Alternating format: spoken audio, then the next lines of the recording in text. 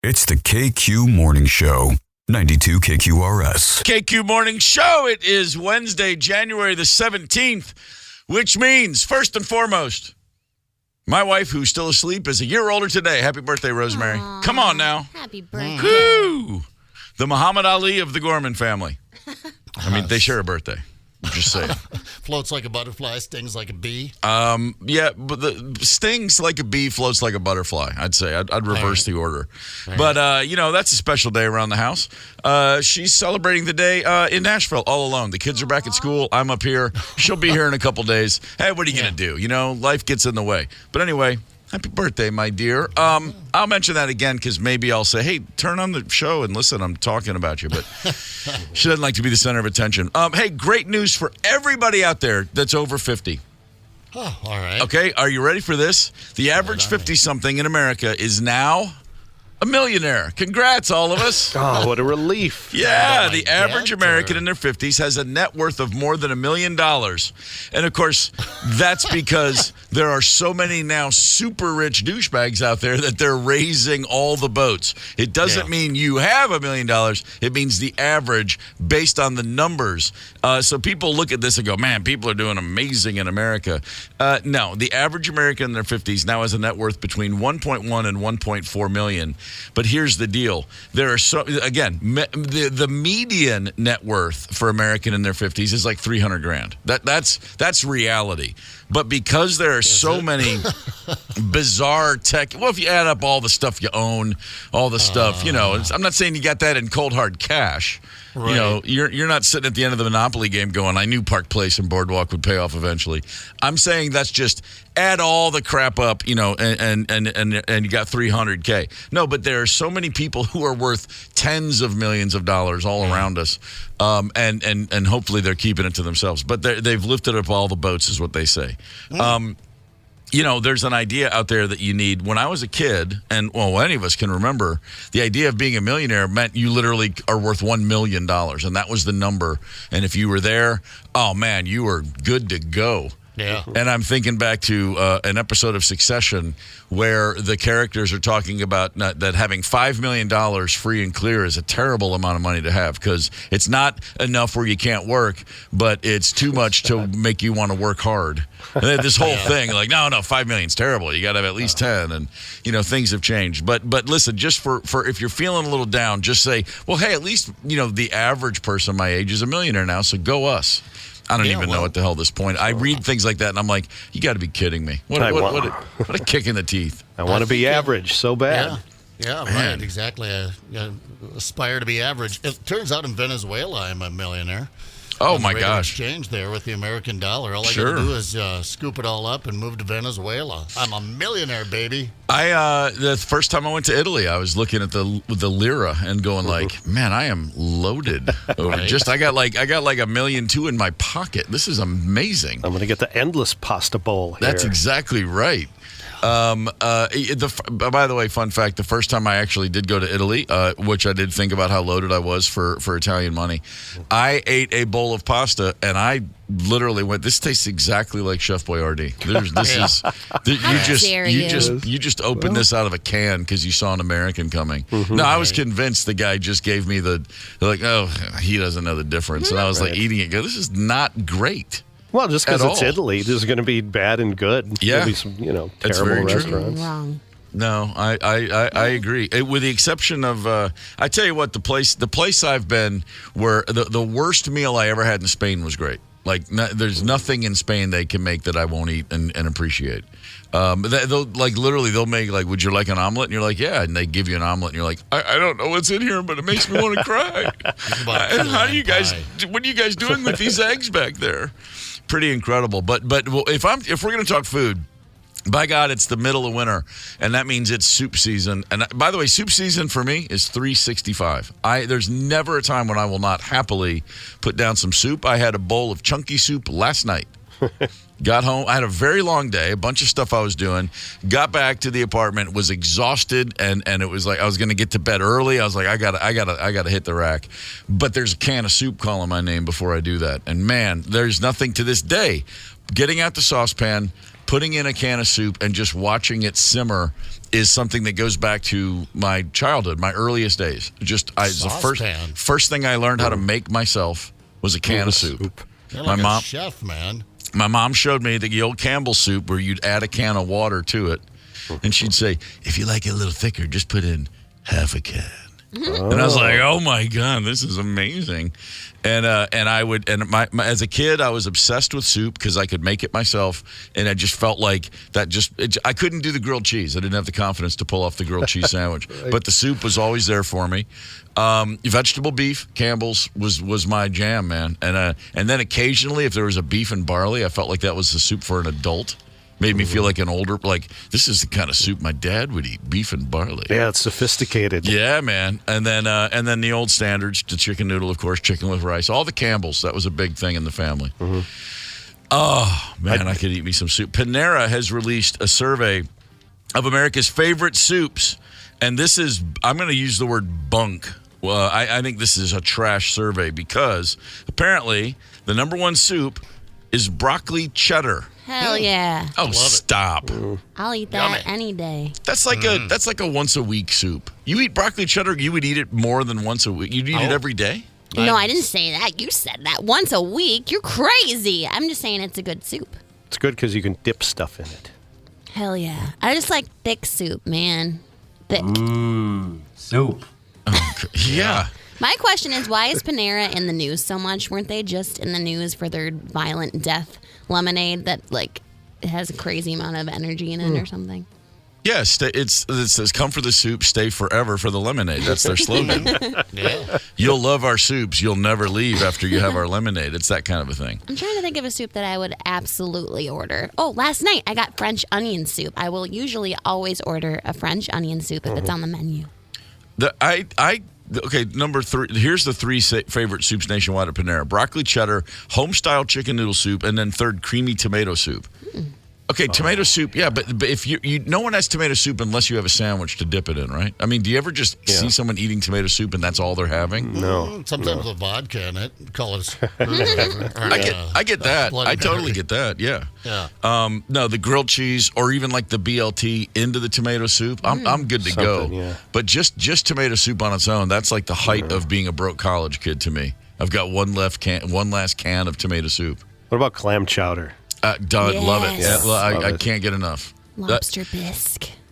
As a kid, I hated peas, but I would eat split pea soup. Oh, God, that's good. Peas. Yeah. Most people use it for cooking, but I discovered that as a kid that you could just have cream of mushroom soup on its own. Oh, I'm right there with you. Hell yeah. Love that. Yeah, I'm telling you, man, if you make any food and just dip it and put it in broth, just cover it with water and call it soup, I'm going to eat it and go, man, this is amazing.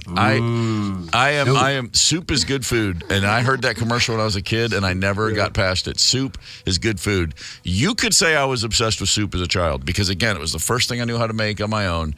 My kids look at me and they literally are like, oh, man, Dad's got the soup thing going. I just get excited about soup. I make soups at home. I have several recipes that I go to. I have an amazing cabbage soup. I'll bring some in. Oh, yeah, it'll set you free. Okay. How about a little matzo ball soup? Have you ever enjoyed that? Oh, many times. There was a period in the 90s where Rosemary Gorman would make chicken matzo soup with noodles sometimes without.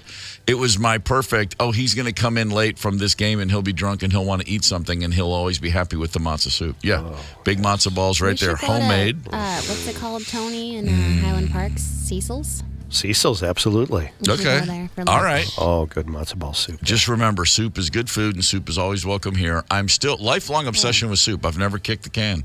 A lot of things I liked as a kid, I don't care about now. Soup's not one of them. I'm always there. It's kind of funny you're so into soup.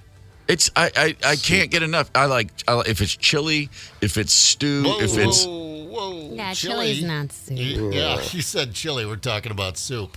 No, but I'm not saying it is a soup. I'm saying if it's in a bowl and you need a spoon, I'm on board. All right. I don't think of goulash as soup either, but I'll take that any day. Do you find that Chunky eats like a meal? Yeah, sure. When I was in college, Chunky over instant Spud Flakes, eat one meal for every 3 days. Oh man. You like the cold soups, gazpacho? If I need to, in a pinch, sure. Oh, you can have mine. Yeah, no problem. Cold soup, yeah. Lifelong soup maven, I believe is what you would call me. Soup. Right. Yes. You know when you go to a brewery and you get try all 6 of our beers, a little sample of each. I would totally do a flight of soups from a restaurant. Soup Hell yeah, flight. that's a great idea. Yeah, just give me a flight of soups. There used to be this chain of restaurants here that they had nothing but soup and endless breadsticks. Ugh. I can't remember what it was called, but it was tremendous. It's called heaven, Tony. Oh, you would have loved it. I would have loved it. When I go to any number of the Lunds and Byerly or Whole Foods or Kowalski's, any of those nice grocery stores the first thing I do is go see what soups are on today. And I have left with more than I'll take 2 soups and go home and eat them both. Hard to carry them home though. A little Well, treacherous. You don't want to spill. You got to want it. You know what I mean? It's all about intent and desire, like most things in life. Can I tell you? I like soup, guys. I really like soup. Steve Gorman likes soup. I'm Steve, and I love soup. If there's a National Soup Council or something, I'm your guy. Just saying. Totally ready to go. We'll nominate I'm you. surprised there's not. Yeah. Well, I mean, let's from soup to entertainment news. You mean soup to nuts? That's what you meant. Soup to nuts. Yeah. Yeah. Coming here at 6:30. Mike Evans, Hollywood Report. Hang tight. Connect with us on the KQ Talk and Text line. 651-989-ROCK. That's 651-989-ROCK. 92 KQRS. I'm Steve Gorman. This is the KQ Morning Show. I'd just like to remind each of you that soup is a lot like family. Each ingredient enhances the others. Each batch has its own characteristics, and it needs time to simmer to reach full flavor. Okay, someone named Marge Kennedy said that. My family's not like soup at all. My family's like, Chex Mix. And if you don't chew it all up, it goes down the wrong pipe, and then you're choking, and then you're mad.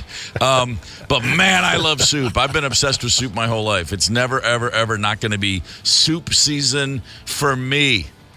Jay Leno wrote that soup is just a way of screwing you out of a meal. No wonder I never liked Jay Leno. Oh, you don't like He actually eats a burger every single day. Looks like it. Looks like it. Every day. Yeah, He's got a little something called burger face. Zep, you don't have burger face at all. It's all the skiing. It's burger butt. You got to see my naked butt. I'll send you a picture at the break. That's okay. Yeah, I'm I've good. seen it. He has a Nah, burger sure. butt. Yeah, no, just if you're gonna. Well, hang on. You got that other email address, not the one. You know what? Never mind. Forget. I don't want it. I don't the want secret it. one. No. Yeah. No, soup and sandwiches. That's probably 90% of my diet. Oh, Because they're nothing simple. better. It's easy. Those are the things I can handle. Ramen. Although I've evolved, my ramen tastes have evolved since I started going to those ramen shops that pop up all over the place. Yeah. And now I go home with my cheap little, 15-cent ramen noodles. I'm like, it's missing an egg. It's missing all those green things and that broth. The broth. I have been very fortunate to go to Japan several times, and the ramen stands, the ramen scene there, man, it's like, I'm like a crackhead, but it's soup head. And I walk around, I'll be like, that was the best bowl of noodles I've ever had. There's another one. Let's try that. I'll eat like 4 in a row and just be in it, and then be in a bad mood for hours. I didn't eat twice as much as I should have. I had 3 times as much as I should have, but I can't stop. I'm obsessed. You guys got to find yourself a guy who can make you some homemade ramen, because I got a guy. And got a guy? it's way better if you make it at home and you know what I got to a do. guy, too. His name's Aaron, and it's called Jinja's, Jinja. It's right down there. It's about 3 blocks down the road. Makes great ramen. And I don't have to sleep with him to get it. Well, you could. Well, that's no fun. Our listeners chimed in, by the way. That place I was thinking of that had the endless soup and breadsticks was Eddington's. And it was fab, but I think they're all closed now. Well, it must not have been that fab. I tell you It what. was so good for years. You know how there are people who say things like Bobby Keys, the legendary saxophonist for the Rolling Stones, took a bath in Dom Perignon one time. He took his tour bonus and bought a case of champagne and bathed in it. And they're like, oh my God, I'd love that. Like I would sit in a bowl. If you filled my bathtub with chicken broth, I'd get right in it. Would you eat around yourself? Yeah, of course. Are you kidding? I feel like I could just get in a bath. That and make becomes my more own like a chicken stew broth. than a soup, though. You know what I mean? Yeah. Sorry, Zep. Ooh, no, I'm thinking of you stewing. Yeah. Oh, good Lord. Like Bugs Bunny, and When Elmer'd always try and stew him up, he'd get in there and he'd touch his butt under the water a little bit, while Elmer was putting some carrots and onions in there. Right. That's I missed that episode, I guess. Hang on, I'm going to just Google Looney Tunes weird soup fetish. We'll get back to you. You know what? While I search that, let's go to the Mike Evans Hollywood Report, shall we? Hey, good morning, Steve. Good morning, Candace. Good morning, Zep. Good morning, Tony. Good morning, Minneapolis, St. Paul. This report brought to you by Marcus Theaters. It is Wednesday. You missed Tuesday, the special $6 day, but it comes around every Tuesday. Don't forget.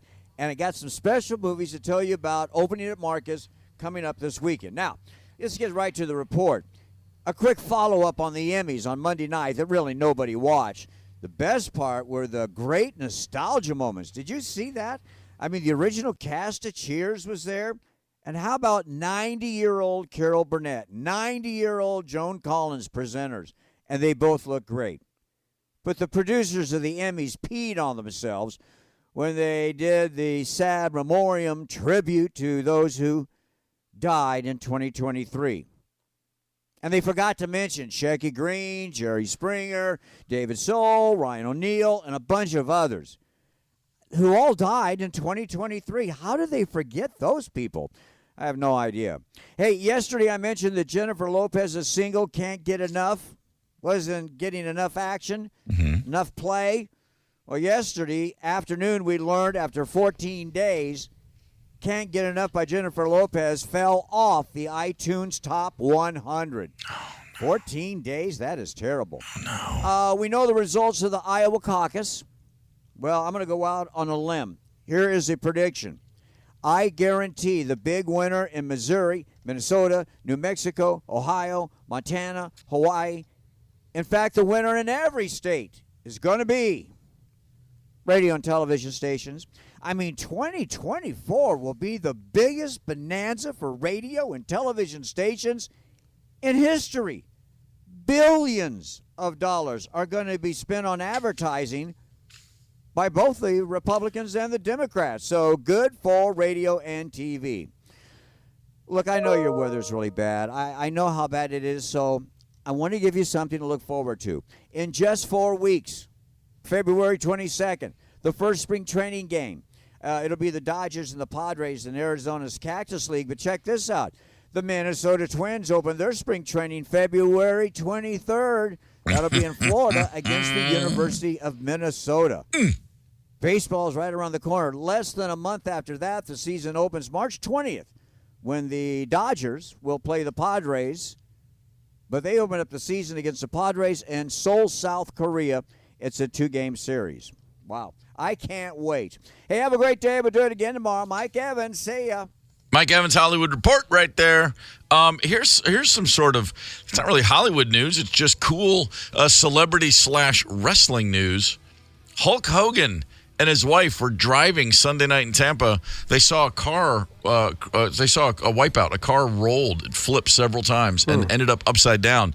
The Hulkster pulled over, jumped out, and pulled a teenage girl out of her car. She was pinned in, apparently, seatbelt and airbag, and she couldn't get out. And he apparently popped the airbag with a pen. And then such a wrestling punch. Wow. Yeah, and then pulled the girl out to safety. She was, for the most part, unharmed. Nice. Can you imagine? You have a car crash and you roll like 3 times and you come to and you're upside down and then you're like, oh my God, am I alive? Did I die? What? And then you hear this, I'm going to get you out of there, brother. And you're like, oh my God, I'm full on hallucinating. And you're going to be like, I wiped out and I thought Hulk Hogan showed up. And then it's actually Hulk Hogan showing up. Right. That would just be kind of weird. I got to say. Think the teenager had any idea who he was? No, not a clue. just a dude. I wonder if he tore his shirt off after he pulled her to safety. Of course he did. You know? I got you, dog. This really strange man with stretch marks picked me up and pulled me out. I think he used to be way more muscular. That's just totally bizarre. Hey, let's look back. Let's give it up for Steve. Oh, let's give it up. Wednesday, January the 17th, 1971. Oh, the Baltimore Colts got over in Super Bowl V. They beat the Dallas Cowboys 16-13 on a late game field goal. And you probably think to yourself, that must have been really exciting. No, it was one of the worst football games, not just worst Super Bowls, worst football games ever. It was called the Blunder Bowl. The Colts and Cowboys combined for 11 turnovers. The Colts had 7 turnovers and still somehow won the game. If the Cowboys turned the ball over twice in the final 5 minutes of the game, it was a complete joke. The Associated Press wrote it was a bizarre game that neither team seemed capable of winning, which is really funny. Check this out. Johnny Unitas got hurt early in the game. He was replaced by Earl Morrall, his backup. Now, if 2 years earlier, Earl Morrall had filled in for the entire season, the backup quarterback was named league MVP in Johnny Unitas' absence. And then 2 years later was still the backup to Johnny Unitas. Can you imagine the league MVP returning to backup status now? Wow. I mean, it's just the craziest thing. Contracts back then, free agency. What are you talking about? You're the league MVP, you're my backup. Get on the bench, kid. He was the famous crew cut. As well. Imagine anyone having a crew cut today. The flat top crew cut thing. Totally happening. By the way, game MVP, Chuck Howley of the losing Dallas Cowboys. The only time the MVP was given to a member of the losing team. Another game happened on this day in 1999, which we're not going to talk about, but a certain kicker missed a certain field goal, and a certain great team did not make the Super Bowl. Skull. Oh, are you talking about Edina? Skull. Yeah, I watched that game in Belgium and almost got into a big street brawl afterwards. It was crazy, and oh my gosh, that was just crazy. We don't have to talk about it. It's the KQ Morning Show, 92 KQRS. Zep, Tony, Candace, and Steve Gorman are the KQ Morning Show, 92 KQRS. I'm Steve Gorman. This is the KQ Morning Show for Wednesday, January the 17th. That means a lot of things. None more important than the birthday of Gigi Wheeler. Wow, more important than your wife? I said I said none more important than. They're equal status as far as characters on the morning show. Rosemary gets a lot of love, but Gigi gets all the love. I mean, come on, you talk about Gigi on a daily basis. Well, she's just perfect and soft and sweet, and she's just really brought my life to a point of ultimate happiness. Wow. That's a lot. That's a lot of pressure on a little dog like Gigi. Yeah, she's shaking right now, trying to bear that burden. There's a chance that dog's going to buckle under all that pressure. I'd back off myself. Just a suggestion there. She's a good girl, and she's going to be 9, and I just treasure every moment with her. She really does help me out so much in life. So. Well, that's lovely. Happy birthday, Gigi. I met Gigi, finally, for the first time yesterday. Finally met the dog. Yeah, what'd you think? Oh, just a bundle of love. Just a shaking, little, weird, neurotic, twitchy piece of happiness, I guess, is what I would say. You're so tall. I mean. Is that what it is? That's her. Yeah. Wow, it's funny when you put your feet on her, she gets all uppity. But anyway, and it is also my wife's birthday, Rosemary. Happy birthday, love. It's also Muhammad Ali's birthday. I mean, come on. You can't beat Cassius Clay, Ali. That's quite a run right there. What was in the water in Louisville, Kentucky? A city that produced Cassius Clay and Hunter S. Thompson at the same time. I mean, come on. That's a couple of 20th century full-on icons right there. That's impressive. On the KQ Morning Show so far, we've been discussing childhood obsessions, and then, of course, I just completely bogarted the whole show with my soup obsession, which started early. My mom taught me how to make soup as a kid, which meant how to use a can opener, really, is what that means. And grab a pan and dump it in there and add a can of water, and then you're on your own. As the 8th child, I can only imagine how much she wanted me to know how to prepare my own food. Boy, I'm soup crazy. In fact, there's a musician I know, the bassist for the Ozark Mountain Daredevils. His name is Soup, but it's spelled S-U-P-E. But when I first met him in like 2004, hey, Steve, this is Soup. Hey, man, Soup, good to meet you. My first thought was, God, I wish my nickname was Soup. That's what I thought. I was like, that's the greatest nickname ever, but it's actually just what he's been called forever. So we're talking about childhood obsessions on the show, various things on the KQ Facebook page. A few people have chimed in. Weird obsessions. Something you were obsessed with as a kid that would seem weird today. Becky wrote, my black members only jacket. I wore it even when it was 90 degrees outside. Did anyone have a obsession over a piece of clothing you wore no matter what the conditions? Oh, yeah. For What sure. do you got? Yeah, You remember in fact, specifically? I still have it. It's in tatters. I can't wear it any longer. It wouldn't even be a half shirt on me. But it was a Dick Butkus jersey.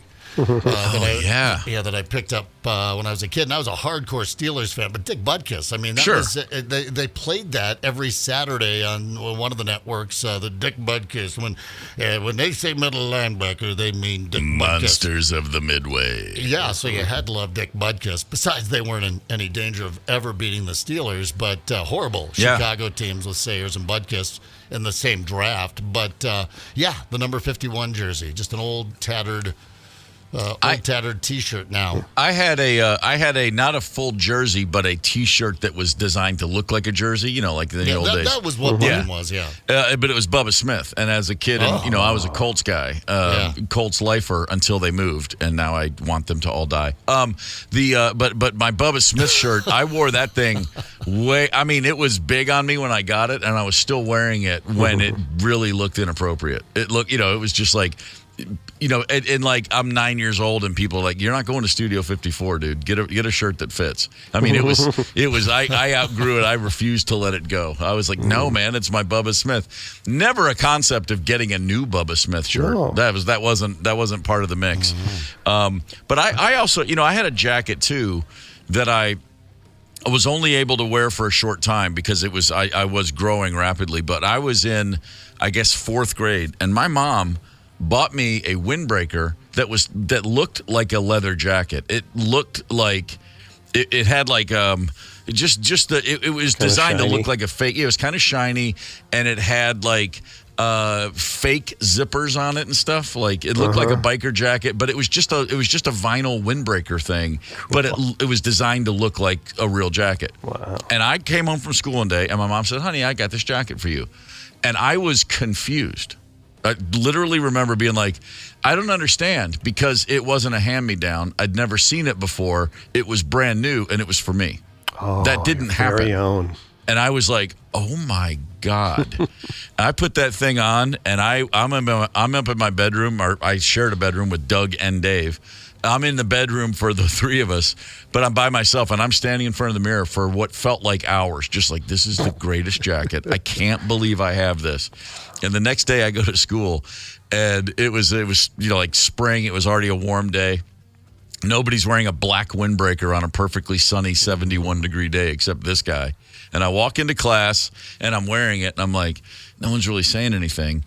And then I'm like, well, it's probably too warm for this. And then I get up right before school starts, and I put it in my locker. I go back into the classroom, and about halfway through that first class, that jacket is in my locker. It's talking to me the whole class. Come and get me. Come on, man. You left me alone. You know you want to wear me. I was obsessed. I couldn't think.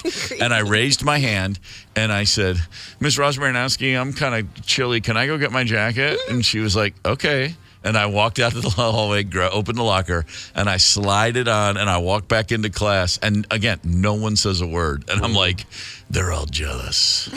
Nobody can touch the coolness of this jacket.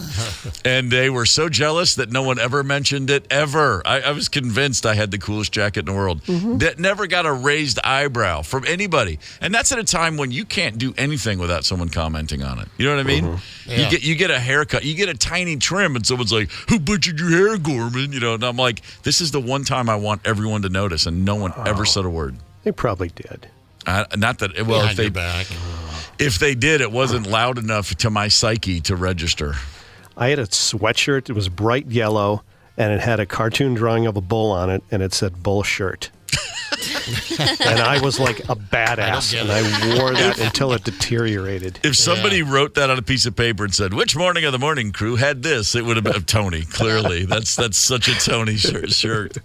Oh my gosh! Did you get that yourself, or was it given to you? Mom and Dad got it for me. Oh, that's good, Mom and Dad. Yeah. Talk about setting your kid on a course for life. We think Tony will appreciate this.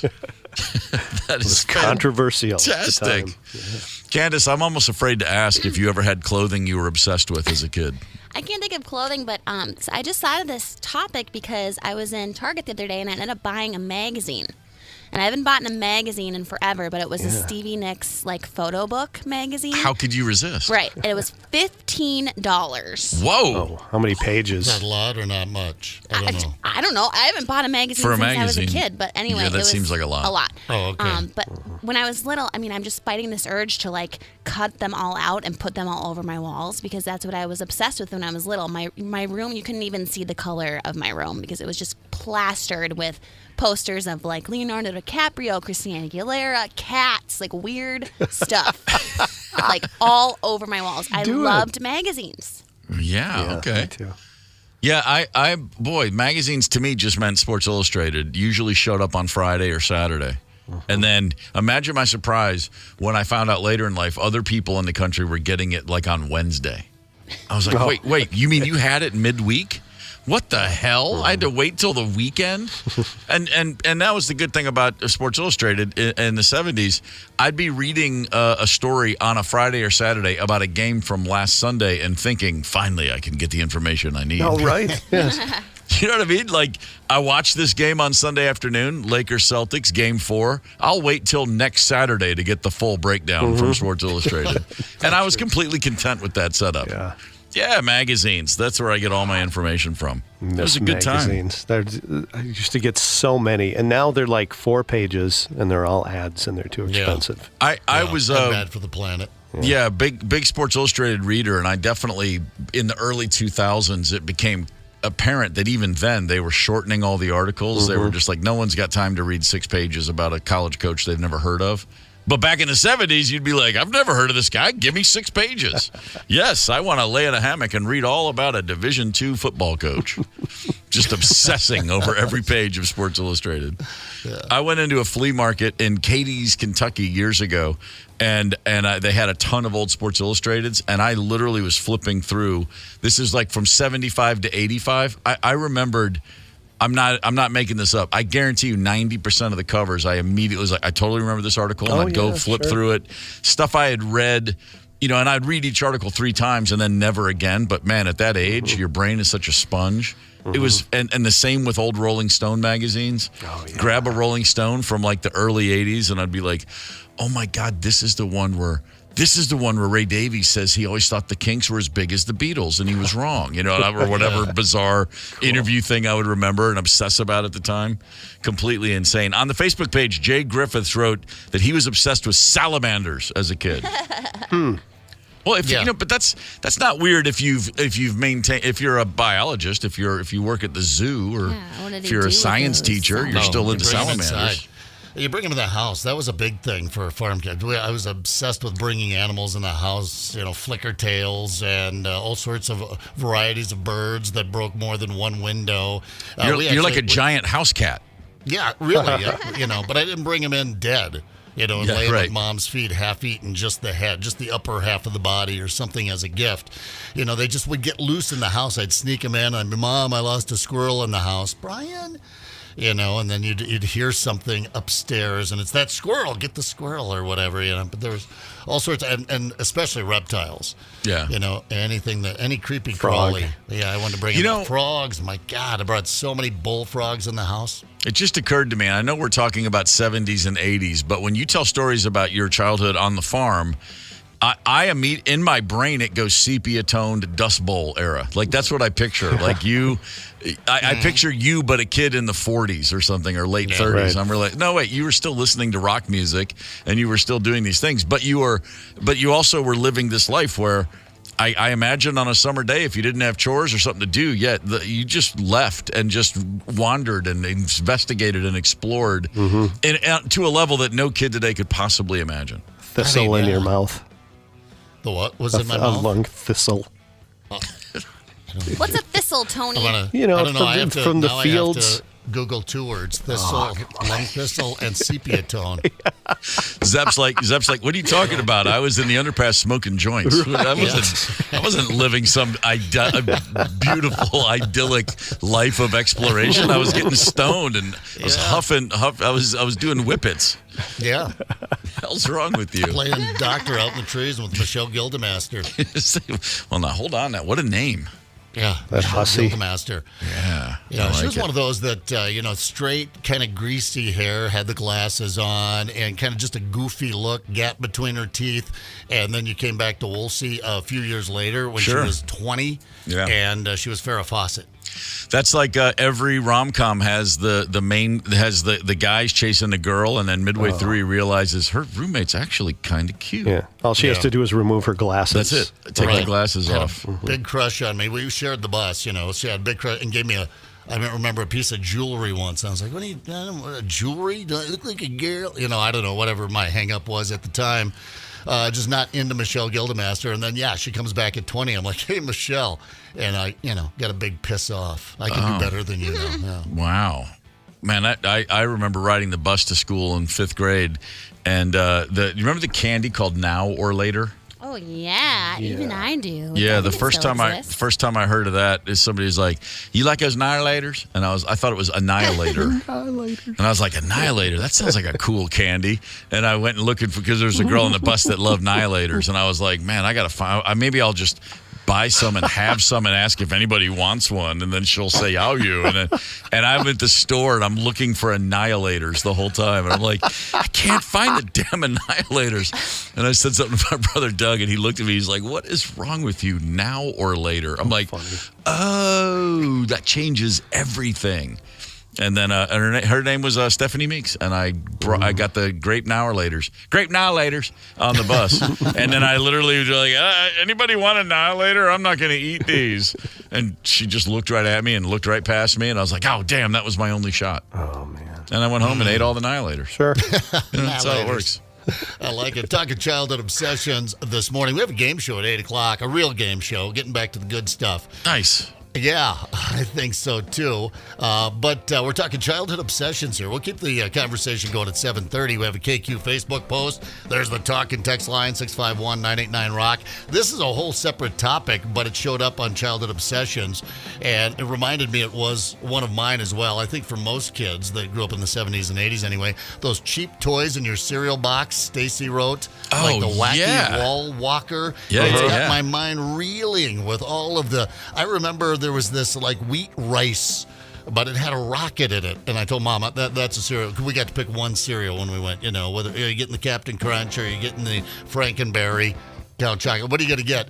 And I got with some crappy rice cereal because it had a little rocket in it. You just hit a button and it popped up 3 inches in the air. I had to have it. Don't get me started on the baking soda submarines. Cheap toys in your cereal box. Childhood obsessions. Chime in, 651-989-ROCK, and hang tight. Connect with us on the KQ Talk and Text line. 651-989-ROCK. That's 651-989-ROCK. 92 KQRS. I'm Steve Gorman. This is the KQ Morning Show. AC/DC Dirty Deeds Done Dirt Cheap. I just had a thought during that song. 1983 or 84, I guess it was 83. The band fired their drummer, Phil Rudd. Personal scrape. Malcolm Young, rhythm guitarist, and Phil were at odds over a lot of things, and they said, all right, you're done. So AC/DC, who at that time, this is inarguably one of the 5 biggest bands on planet Earth, they need a new drummer. Yeah. And they go to London, and they hold an open audition. They said they put the word out, and like 150 people turned up to play drums for AC/DC. All right. And they had them all in a room at a giant soundstage, and a guy, like a tour manager type of guy, somebody, not one of the band, but somebody walked up and he goes, okay, or maybe it was 100 people. And I don't know that it was an open audition, but they put the word out through, however it was, they had many, many, many dozens of people that showed up, all with a chance to audition for the group. And the guy stood up in front of the room. He said, all right, I need everybody that plays double kick drum, like 2 pedals, for like the speed metal that was kind of coming on, and the prog rock. You always had two, both feet would work the drum pedal. Right. So it's like brr, brr, all that crazy stuff. The guy said, I need everybody here who plays double kick, raise your hand.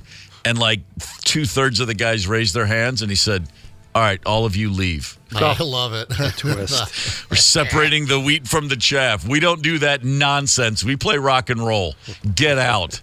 And that to me has always been the single coolest thing. And everything AC/DC does to me is cool. AC/DC famously has said no thanks to the Super Bowl for over 2 decades. The NFL has asked them to play the Super Bowl halftime show repeatedly. And every time they go, no, we don't do medleys. No one else on earth. Prince said okay. Tom Petty said okay. Bruce Springsteen, U2, everybody's like, hell yeah, I want that global audience. AC/DC's like, nah, we're good, thanks. Donate it. How can we do a short version of Let There Be Rock? We need 19 minutes for the guitar solo, mate. I mean, they're so cool. I love AC/DC. Nobody knows a thing about them. Like, think about the last time you heard rumors or gossip about AC/DC. They are just completely behind a wall of silence. It's like we come out, we tour, you see the show, that's all you ever get. Wow. I love that about them. And currently, Smashing Pumpkins, a band of note, blew up in the 90s, of course, one of the biggest bands of the 90s, and they still play. Smashing Pumpkins put on their socials, they are currently holding open auditions for a new guitarist. Submit your audition tape. And they're asking for people, come on, send in a resume, send us a clip of you playing. 10,000 people, over 10,000 people have done exactly that. And they have posted since. They're like, we have 8 people working full-time to review each and every submission, which I'm just going to come right out and say it. I don't believe that for 1 second. Nope. They know exactly who they're going to hire, and they're just letting a lot of people think they have a chance. No PR stunt. Yeah, it got to be. I mean, why would you put yourself through You've been a band for 30 years, and you're going to sit here and sift through 10,000 auditions? No. Come on. What is this? Neil Sean on YouTube looking up Filipino strippers and accidentally finding a singer? I don't think so. Man, I wish I played guitar, man. I could have been something, man. Yeah, a guitar player, unfortunately. I'm looking. Hang on, let me Google this. Does the world need another guitar player? A cool chick one. That'd be cool. I hope it's a chick. Cool chick guitar player. Yeah. There used to be a chick bass player in Smashing Pumpkins, Darcy, and she and Billy didn't get along. Oh. They had a fraught relationship. That's a shame.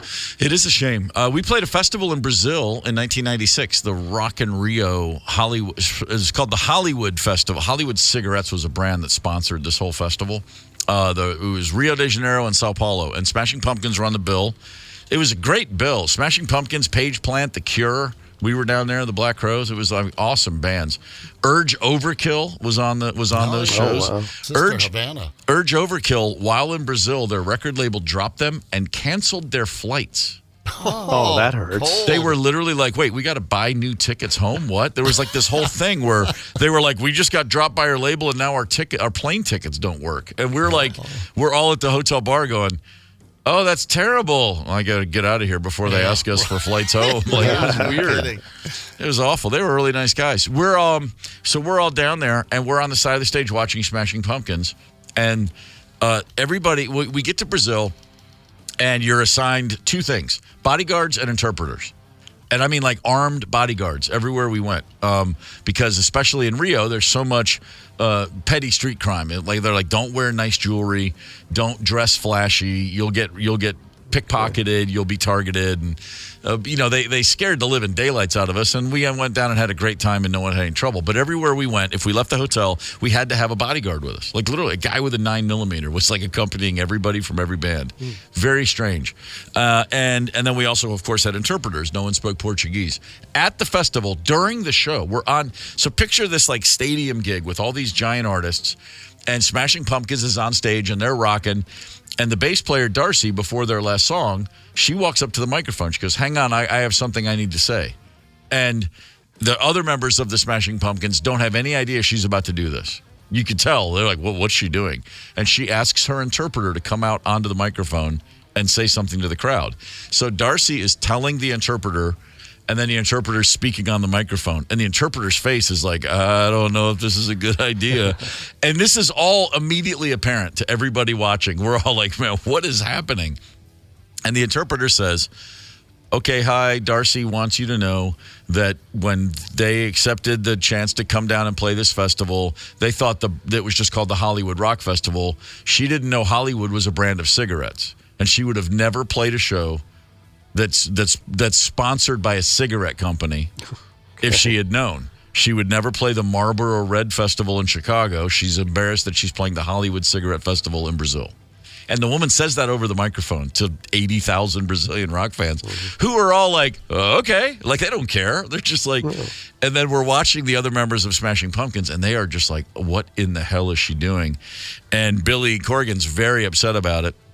They play their final song. They all walk off stage, and Billy goes over and just, spins her around by her arm. Like, what the hell was that? And she full fist just punches him in the face. Whoa. And he goes in for the choke. They are like brother and sister. Like, they're not thinking twice about, I'm a giant man, you're a small girl, we shouldn't hit each other. They tried to murder each other on the side of the stage. And the crew jumps in and separates them. And we're standing there, our band, who fight constantly, and we're all like, yeah, but we'd never hit a girl. It was so, but I mean, I can't believe she didn't break his nose. She full on did not hold back. And we were like, now that's a band fight. Holy smokes. Sounds like she could have used a cigarette. I tell you what, man, going cold turkey on cigs in Brazil is pretty tough on people. Yeah. But we were really impressed. We were like, man, that's a good, proper band fight. They don't give a crap that she certainly didn't care. That was like, and you could tell, like, that's not the first time that's happened. Maybe. I don't know. It was wild. And then later that night, we're all back at the hotel bar just having a nice time. Rock and roll's fun. Rock and roll. Yeah, man. So think of all the times you could have punched a singer in the face, Candace. You could have gotten away with that. I really turned out to be a total loser, huh? No, that's silly. Oh, you. I just saw something I need to mention on the show. 49th drunkest country in the world, the United States of America. We're number 49. We're not number one, guy. We're not number one anymore in everything, ladies and gentlemen. We are 49th. Way back that many. Looks like I'm going to have to pick it up again. A new study ranked every single country by how much alcohol the average person drinks in a year. And America is 49, behind pretty much every European countries, some African countries, Australia, and even Canada. The first drunkest people in the world, Moldova. Moldova. I'll be honest. I don't know where that is on the map. I'm thinking Iron Curtain somewhere, Eastern Europe maybe. Moldova, an average of 17.4 liters of alcohol per person per year. Whoa. Followed by Belarus, Lithuania, Russia. Yeah, Iron Curtain. Boy, they're still shaking off that whole communism thing. And then the Czech Republic came in fifth. Yeah. Moldova bordered by Ukraine and Romania. There you have it. Yeah, 20th century is kind of harsh on those guys. They're still drinking through it. Bottoms up. The average American drinks 9 liters of alcohol per year. That averages out to 0.8 ounces of pure alcohol a day, or roughly 2 beers a day. That's the average. Now, of course, there are plenty of teetotalers out there. So the rest of us are picking up the slack for those guys. Yeah, they got more work to do. They do. Of course, the countries, Muslim countries, pretty much all ban alcohol, so they're pretty low on the list. Explains a lot, doesn't it? It sure does. My sister and her husband, my brother-in-law, Paul, is a State Department guy for years. And when my sister Susan married Paul in 1986, they were stationed in Saudi Arabia. And she went straight from Washington, D.C. to walking behind him in public. Oh, interesting. And fully covering everything. But on the American compound, it was like you're in America. And all the Saudi diplomats, the men, would come over there and just get hammered. They were drinking like fish because they were on the compound. You know, they were like, well, we're on the American land here. We can do that. And I was like, really? I remember at the time going, but they don't allow alcohol. And she's like, honey, that's not for the uppers. That's for everybody else. And that's when I started thinking. That's when I started thinking things like, hey, things aren't always fair. Oh. You know, so, wow, okay. I guess some of that stuff I'm reading in my alternative literature is true.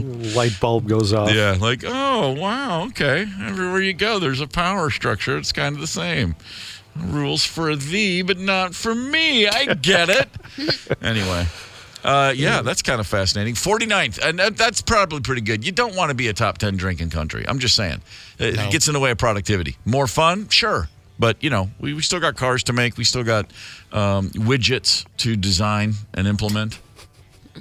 I'm just saying. Getting her done. Trying. We're doing what we can here. Yeah. Get everything's done before happy hour. Well, back to game shows right now on the KQ92 talk and text line. Callers 982-651-989-ROCK. We're playing Band, Not a Band for a chance to win Minnesota Wild versus Washington Capitals tickets. That's Tuesday, January 23rd at the Excel Prize provided by Minnesota Wild.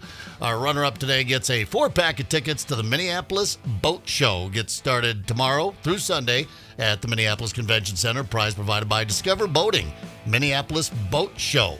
651-989-ROCK. Dial up. Good luck and hang tight. It's the KQ Morning Show, 92 KQRS. Zep, Tony, Candace, and Steve Gorman are the KQ Morning Show, 92 KQRS. I'm Steve Gorman. This is the KQ Morning Show for Wednesday, January the 17th. Happy birthday in heaven, Betty White. Celebrating a birthday today. Happy birthday to Steve Harvey, Jim Carrey, Muhammad Ali, Gigi Wheeler, and Rosemary Gorman. Happy birthday, all. What a lineup. That's a heck of a lineup, huh?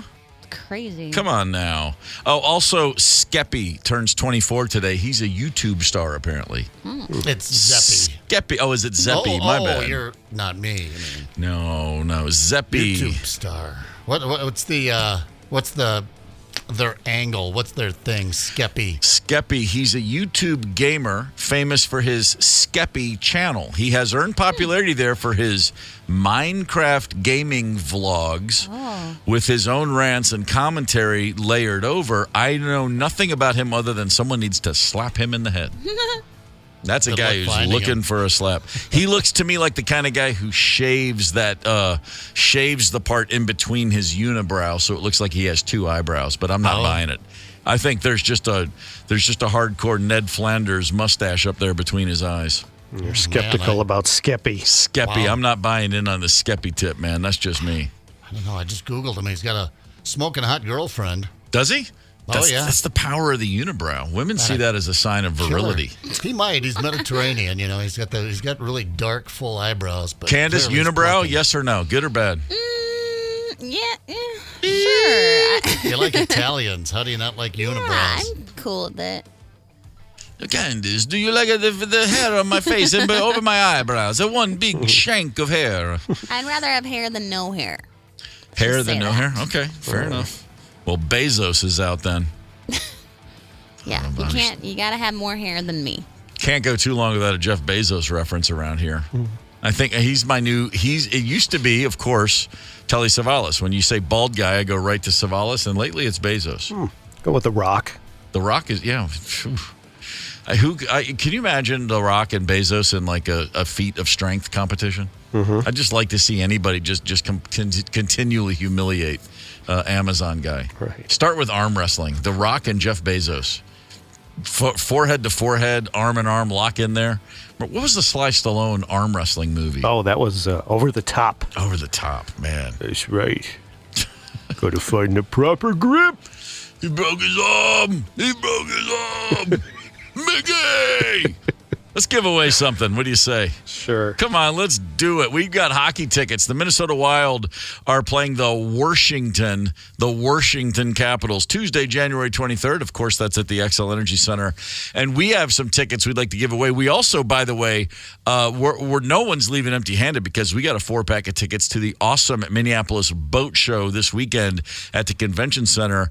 Let's see what happens. We're going to play a game today. Tony, what is today's contest? It's just pure fun. And that is how we got our band name. Okay, so the new band name is... What kind of band name is that? I love it. That sounds cool. Yeah, that sounds cool, but it's not gonna work. The KQ Morning Show presents...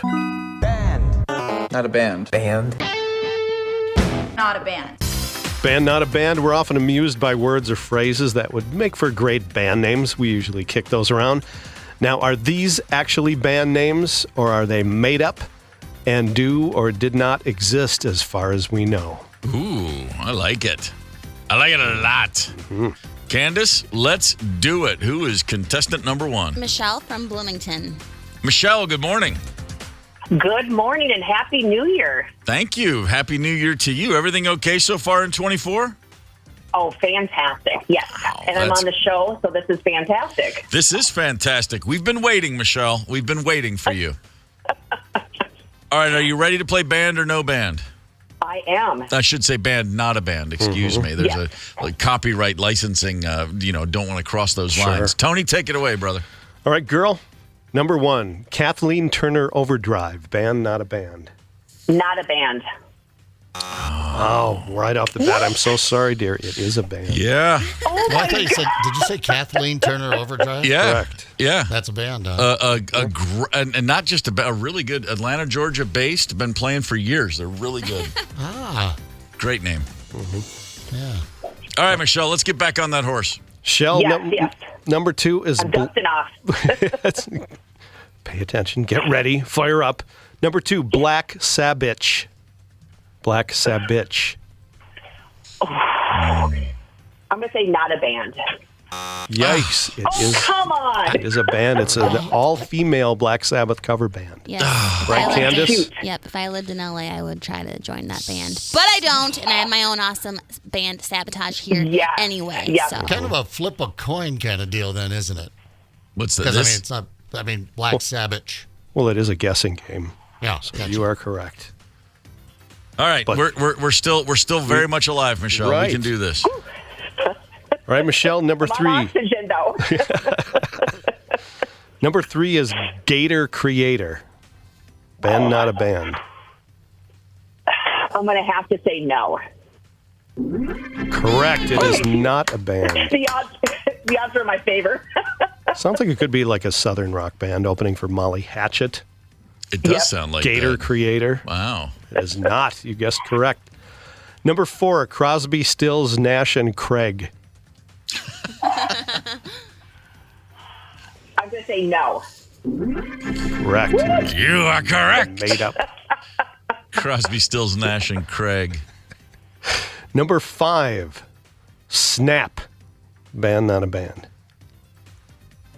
Nap, like NAP? Snap. Oh, snap.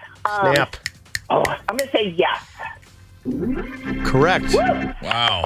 Back in the those 90s, they had I've got the power. Yeah. You're rolling, Michelle. That's 3 in a row now. Something Candace can't do, by the way. Snap. Oh, that's so funny. It's true, though. I can't. I'm useless. We're going to work on that. Number 6, your last one, Chumbawamba. Band. Yes, it is a band. Down. He looked it up again. All right. Michelle, 4 for 6 after a tough start. You rebounded very nicely, dear. All right, sit tight. We're going to see what your competition has up their sleeve. Candace, contestant number 2 is? Kim from Baldwin, Wisconsin. Kim? Yes. Kim, good morning. Good morning, Steve. How are you? I am good. I'm trying not to be too loud because I'm snuck into a corner at work. Oh, okay. to do this. I love that, Kim. Oh man, this is great. Well, we can be loud. You keep it quiet, and let's see how you do. Yeah. Band, not a band. Good luck. Right, sneaky Kim. Here's your first one. Porno for Pyros. Yes, definitely a band. Bam. Yes, it is. Nice. Good start. I think I've seen them. There's a Perry Farrell fan right there, ladies and gentlemen. Number 2, Panic at the Disco. Definitely a band. Correct. Crushing it. Number 3, Try My Weimaraner. Band, not a band. Try My Weimaraner, like the dog? Try My Weimaraner. No. Correct. That is made up. Just kind of fun to say. Number 4, kind of a theme for today, Bowling for Soup. Yes, and I sing 1985 at karaoke. It's my signature song. Really? Give us a couple licks. Kimmy just hit the wall. She never had it all. Wow. One Prozac a day. Husband's a CPA. Whoa. Wow. Girl. Yowza. Man. Fair enough. You're not hiding out anymore. Man, it's great. They're going to come around the corner looking for me. How many is that? How many have we done? Kim's completely thrown me off with this performance. 2 more to go. All right, 2 more to go. Is Kim batting 1,000 right now? Have I missed one? Seriously, completely blanked my brain with that performance. Yeah, she's nailing it all. Wow. Very impressive. Last two. First one, number 5. Hello, Larry. Hello, Larry? Is that Hello, what you said? Larry. Band, not a band. That doesn't sound like a band. Correct. It was a failed McLean Stevenson TV show. McLean Stevenson, after leaving MASH, went, Right. hello, That Larry. sounds like a 70s, early 80s TV show. Yeah. Exactly. Hello, right. Larry. I remember the song. Wow, nice one.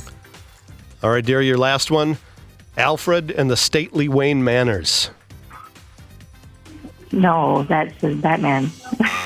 Oh, sorry. That is actually a band. Steve. Sorry, Kim. That was my first band in college. Really? Yeah, Alfred and the Stately Wayne Manors. Oh, yeah. We were You're terrible. a Batman fan. We were terrible. So what's that, 5 for 6 for Kim? Mm-hmm. Wow, that's going to do it, Kim. Congratulations. You have picked up 2 tickets to the Wild and the Capitals Tuesday, January 23rd at the XL Energy Center. Michelle, wonderful job, but I'm sad to say 4 for 6 ain't going to get it. But your runner-up prize, 4-pack of tickets to the Minneapolis Boat Show, Thursday through Sunday at the Convention Center. Congrats to both of you. That's the way you play it, ladies and gentlemen. Great job, ladies. Thanks. Thank you. You got it. Man, that's exciting stuff. Yep, those are powerful women. Boom. I like Band, Not a Band. Mm-hmm. That was fun. Wow. Fair enough. Here's great news for all of us. A new study from the University of Pavia in Italy. I'm not sure how you pronounce it. I'll say Pavia. They have found that gossiping about other people immediately makes your brain release more oxytocin. And that helps to relieve stress, relieve pain. It increases weight loss. It fights depression and makes you generally happier. That's right. Gossiping, not greed, but gossip is good. Gossip is good for you. That's the lesson of the day. Yeah, that checks. I mean, who doesn't like to gossip? Yeah. Who doesn't like to talk about people behind their back? We all do it. There's no other type of conversation that releases as much oxytocin. They think it because it helps people instantly bond more than any other type of conversation. Yeah, you get that camaraderie, us against them. Yeah, the camaraderie of lower standards. Yes, I'm gossiping. I'm catty. What about here? What about him? What about them? The very essence of FM radio, thank God. That's what I was saying. You wonder why we're all so happy here in the morning? It's like it's 6 a.m. and we're like, what's going on? Let's talk trash. Let's make fun of people we've never met and never will. It's kind of crazy though, if you think about it. But as kid, it's gossip's a weird thing when you start engaging. There's always that moment when somebody says it's never nice to gossip, and you're like, yeah, you're right. I should never do that. And then you go like 5 minutes, and then you're like, you know what I heard? Yeah. Oh yeah. I've got a secret. Yeah, my mom was big on don't gossip. And as I would sit there and listen to her all afternoon on the phone, gossiping. Mm-hmm. Yeah, no, just, well, do you know, on and on. So, yeah, it's human nature, too, you know? It sure is. There's a is it The Music Man? One of those old classic Rodgers and Hammerstein musicals. Hammerstein, where the pick a little, talk a little, pick a little, talk a little, cheep, cheep, cheep, talk a lot, pick a little more, pick a little, talk a little. It's all about the gossiping going on in the small town. Music Man. That's The Music Man. That's right. 76 trombone. Yeah, sure. Come on. I tried out for the Music Man and the Penarol Players, the local theater group growing up as a kid. I tried out for Winthrop, the lisping kid who sings Gary, Indiana. Oh, yeah. And Ron Howard in the movie. Yeah, Ron Howard in the movie. I'm like in 6th grade, and I'm auditioning for Winthrop, and they cast the part of the Music Man to a guy that was the same height as me, and I'm supposed to be a little kid. Oh. He was an adult, but he happened to also be however tall I was. Okay. And I went in and I was like, I'm probably not going to get this part. That's just bad casting. The fact that I couldn't really sing well and wasn't an actor didn't enter into me. I was like, I didn't get it because I'm too tall. That's what I told myself. What are you going to do? Man, I was bumming. Bill J. Adams got the part, and I've had I've had it in for him ever since. He's a dink. Let's gossip about him. Yeah. What's with the J? Stands for jerk. All right, we're gonna go gossip about him. Take a little break here. We do have Bernadette Higgins coming up here at 8:30. Emmy-nominated creative force behind the horrifying true crime Netflix docuseries centered around a woman accused of faking her own kidnapping at 8:30. Hang tight. Connect with us on the KQ Talk and Text line. 651-989-ROCK. That's 651-989-ROCK. 92 KQRS. I'm Steve Gorman. This is the KQ Morning Show. That was Queen with Somebody to Love. Oh, what a concept. We're all looking for somebody to love. And we are joined right now on the KQ Morning Show by a director, a filmmaker, a documentary maker who knows all about that subject, somebody to love. Her name is Bernadette Higgins. She has a new show that hits Netflix today called American Nightmare. Did a woman, in fact, fake her own kidnapping? Bernadette, good morning. Good morning.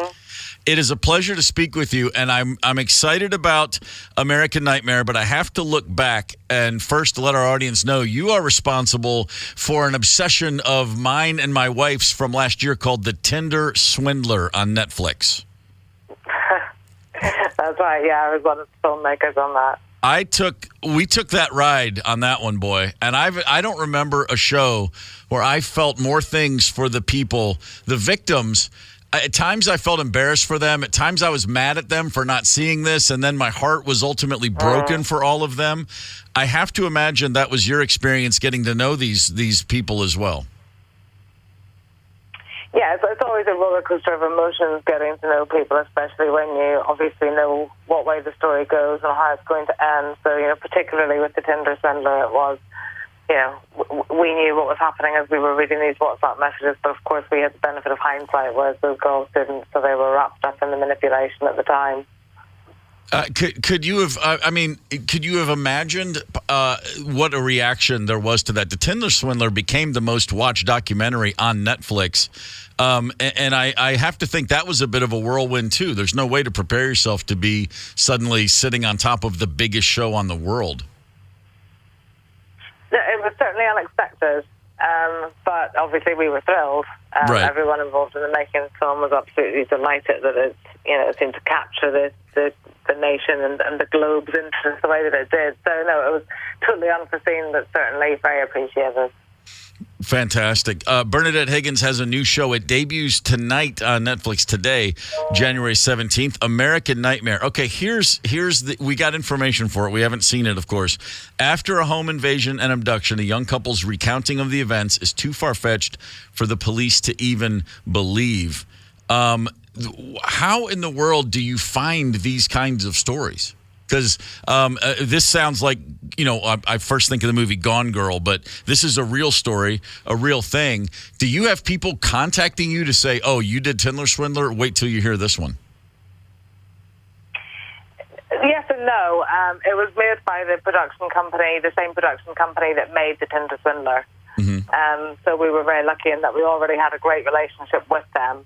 And it just so happened that they got the access to the key people at the centre of the story just after the release of the Tinder Swindler, when Felicity Morris, my co-director, and I were looking for our next project. So it was really grateful for us that all of the timing worked out and we got presented with this new story and invited to direct it. And as soon as we started looking into it, we were just blown away and bit their hands off, basically. So, yeah, we'll definitely take this on.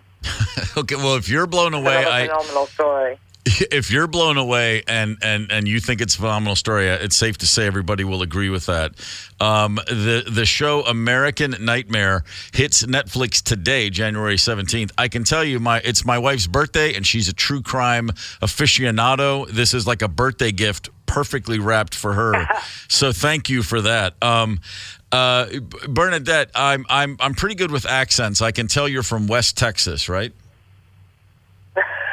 Spot on. Yeah. Slightly further north. And I'm from Northern Ireland. Northern Ireland. Okay, fair enough. I've been to Belfast several times. That's it. Nowhere else in Northern Ireland, but always a very lovely time up there. A beautiful city and a beautiful part of the world. So, did you have any experiences? If you are, when you went into filmmaking, as you were looking at a career a little younger, did you have a crime interest already? Was this the sort of thing, Tindler Swindler, and now a story like this? Was this a natural interest, or did you find yourself you just got handed a few projects and then found you have a good sense of how to present these stories? I mean, what is the path that led you to sitting on these incredible stories? I think we all have an interest in crime, don't we? Because we've all kind of tapped into all of our fears. Mm-hmm. And certainly American Nightmare, and that's, the reason why we chose the title is because it does tap into so many of the general public's biggest fears about what could happen to them at the hands of perpetrators and how anyone can be victimized at any time. So, without wanting to terrify the viewers, we thought that was an interesting way to look at this because it deals with so many of those kind of crime-ridden issues. And so certainly, certainly from a young age, I was interested in crime, and it did increase as I got older. But there's many different ways of telling crime stories, and Felicity and I, we really like to focus on the victims. So when we can get access to the victims and hear everything from their perspective rather than the perpetrators, that's of particular interest to us because we think that those people are much more relatable generally than the people who commit the crimes. Sure. So yeah, I've always had an interest in crimes, but particularly an interest in giving a voice to victims. American Nightmare on Netflix as of today. A true crime story that, and Bernadette's Own World's a phenomenal story. I will be watching later today, as I'm sure a lot of our listeners will. Growing up in Northern Ireland, what kind of music were you into as a kid? What was the first concert you ever saw? Oh gosh, the first concert I ever went to was actually Take That. So Take not an That. Irish band at all, but they were playing in Belfast and they were huge at the time. So that was the first concert I ever went to. All right. Well, and you were probably hoping I was going to say U2 or the Dubliners, but I'm sorry to disappoint. No, not at all. Just the lift in your voice at the memory is worth its weight in gold. Look at that. That was an exciting night for a young Bernadette Higgins. Take that. Yes, wow. It was a big night. Yeah, they didn't. I don't think they had quite the ride over here as they did in the UK and in Europe. But I know of Take That. I'm fairly familiar with the music. Yeah. Bernadette, do you have? I noticed on your Instagram page you actually say, "Email me in confidence if you have a story to tell." Do you have a pretty stuffed inbox right now with content? Do you have your next project already picked out? Not yet. So if anyone does have a particularly crazy story they would like to share and that they think needs to be heard by the world, then they should absolutely get in touch. We're always looking for our next story, and the bar is very high when it comes to these true crime stories now. But, where we kind of pitch ourselves is we always ask ourselves, why are we telling this story? Mm-hmm. What is the takeaway? What is the bigger kind of societal learning from this particular crime? So rather than just telling crime stories for the sake of it or for titillation, we really like to find stories that speak to bigger societal issues that we all need to be aware of. Man, so that's kind of what we're looking for. Those thrilling stories that kind of, you couldn't make it up type stories, but where we all leave thinking a little differently about things. Sure. That's fantastic. Bernadette Higgins is easy to find on Instagram. If you got a story, hit her up. American Nightmare hits Netflix today, and I imagine this will be compelling, and I wish you all the best. I hope it's as big as Tindler Swindler. And anytime you ever have a project, you are welcome on this show. We're big fans of the work. Well, let's see. I need to take that reference. We'll never forget. How about that? We'll never forget that you called in the show today. Thanks so much. Thank you so much. Really appreciate that. All right. Cheers. Yeah, by the way, I will full on be watching that today. And I have to because I know my wife will watch it and she'll want to discuss it. So I don't have a choice. It's her birthday on top of everything else. So I would have to watch it anyway, but because it's Rosemary's birthday and because the show debuts on her birthday and because we were so obsessed with the Tindler Swindler, I'll be all over American Nightmare. Wow. Yeah, I mean, I remember the story very well.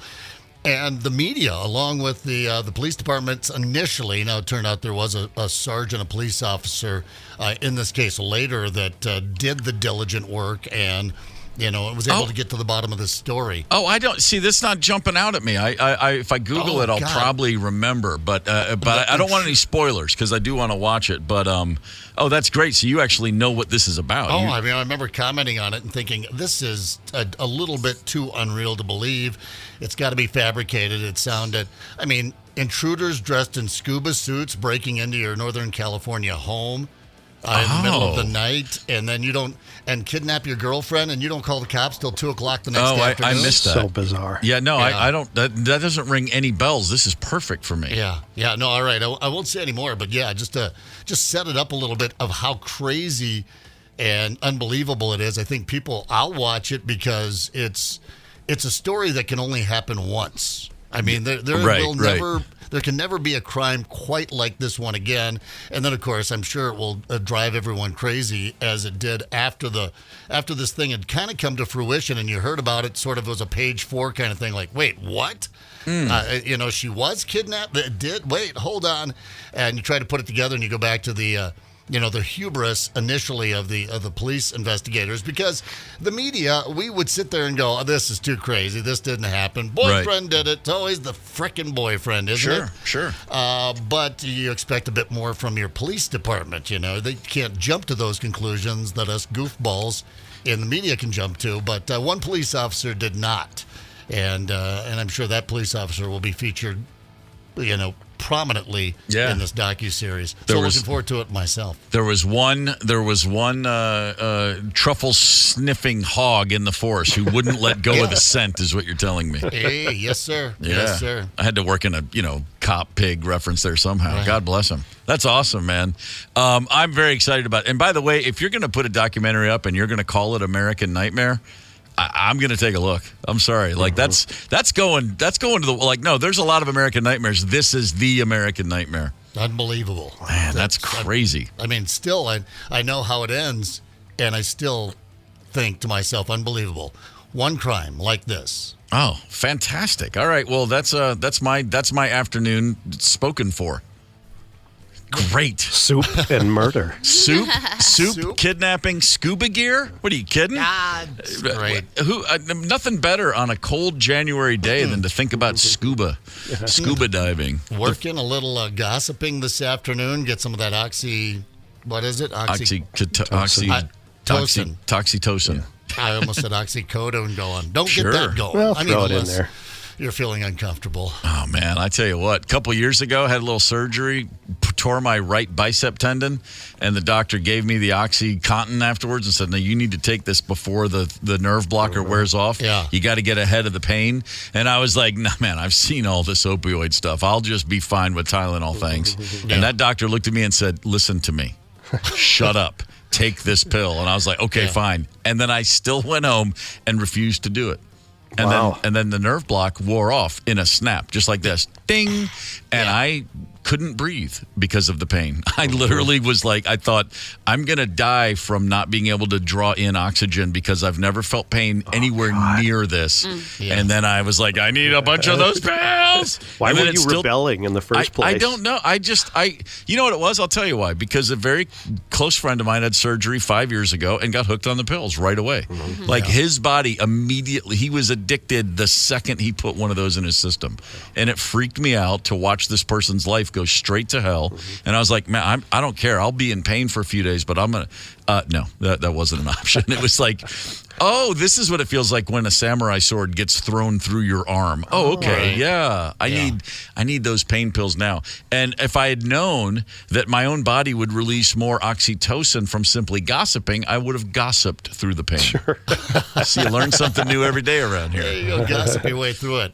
By the way, someone should send her the story of that Thomas Rhodes. I don't know if you saw the Star Tribune headline. Minnesota man wrongfully imprisoned 25 years for his wife's murder. Unbelievable. Just cut him loose. Oh, really? Of course, he's suing right now. Yeah, it's in the Star Tribune today. And Hell I think, yeah. I think it's over there in the Pioneer Press as well. But yeah, 25 years in the clink for killing your wife. What was the fugitive right there? I was going to say, wait, the one-armed man actually did it, right? That's right. And it wasn't him. It wasn't this guy. 25 years. Can you imagine? And they got a picture of him smiling. I don't know if I'd come out of jail smiling after 25 years. I'd be a little bitter. Anyway, we'll put that away and get back to childhood obsessions here at 9 o'clock. Hang tight. It's the KQ Morning Show. 92 KQRS. Zep, Tony, Candace, and Steve Gorman are the KQ Morning Show. 92 KQRS. Wednesday, January the 17th. Happy birthday, Gigi Wheeler. Candace's dog is 9? Yes. Is that right? Yes. 9. She's 9. Little sweet Gigi turns 9 today. She's so perfect. She is so perfect. My wife Rosemary turns a birthday older day today too. 9 also. There's a 9 in her number. Happy birthday to my beloved. We have our 30th anniversary coming up in March. Go figure.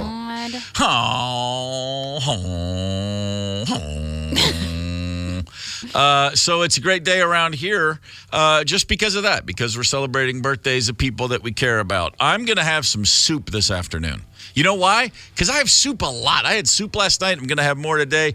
I have been obsessed with soup since I was a little kid. It's the first thing.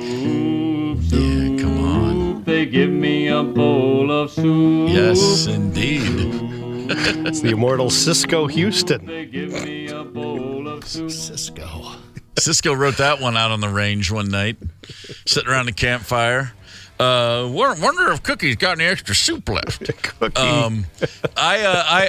Soup's the first thing I ever knew how to make for myself. I mean, I could open up a pack of Oreos. You know, I could pour a glass of milk, but my mom showed me how to make a can of soup once.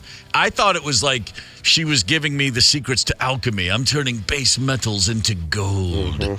It wasn't that. It was just a can of Campbell's chicken noodle, and you pour some water in, you heat it up, and then you add just a little pinch of salt, maybe some pepper, have some crackers, you're good to go. And I've been eating soup like a maniac ever since. I literally...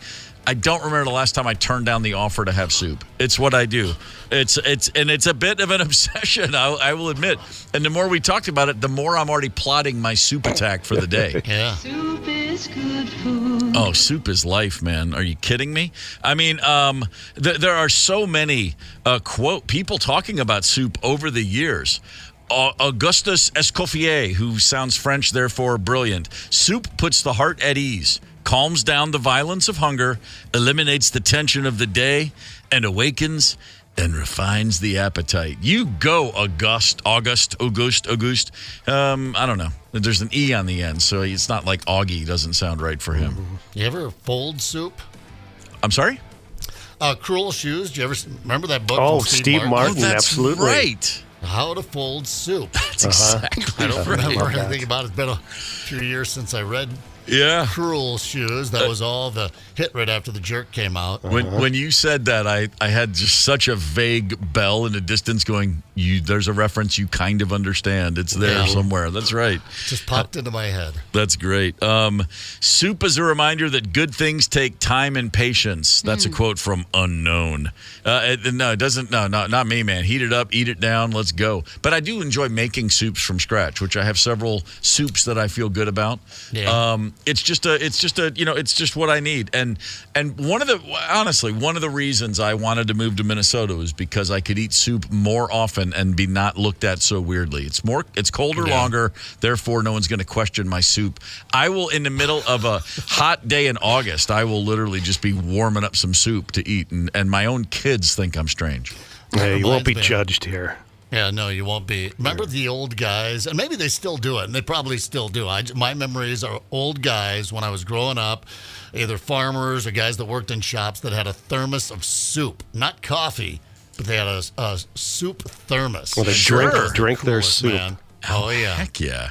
Oh, I've taken towards the end of the vat of soup, and just because it feels good, I'll just take a coffee cup, a mug, and just fill it with soup and go sit there. Mug of soup in front of the game. What are you kidding me? What about go ahead. Pea soup? I hated peas as a kid, but I would choke down pea soup. I couldn't turn it down. That's I think we're going to go our separate ways on that one. Soup lover myself. Not sure I share the obsession. I don't want to try and match your obsession. I'll get I'll get my ass handed to. I'll get my soup handed to me, but pea soup, no way.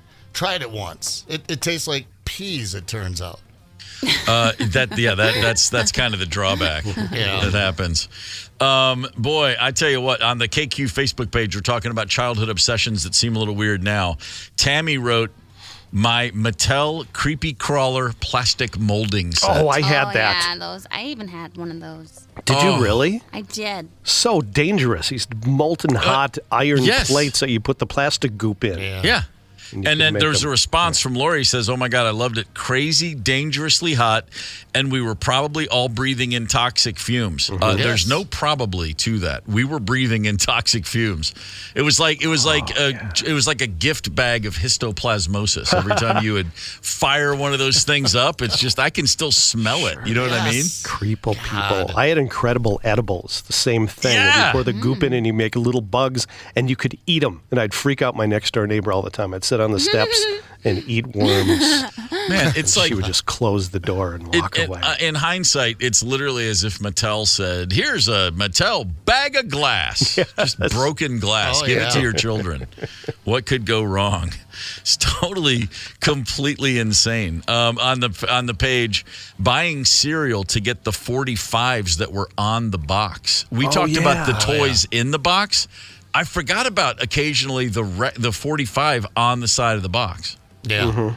And it wasn't as hard as like a 45, but it was like a flop. It was like a little light, but you would play it on. You would literally buy a box of cereal, and a record you could play on your turntable would come with it. Kind of warped, but it worked. Yeah. Captain Crunch had one, I remember, and it was him singing, his own song, doing a pop favorite of the time, Beach Baby or something. I don't know what it was, but I do remember. I don't know where I pulled that out of, but I do remember Captain Crunch was on the box. Yeah, the little floppy 45. We had the suitcase 45 player that Grandma gave us, the blue one that you open up, and bang, away you go.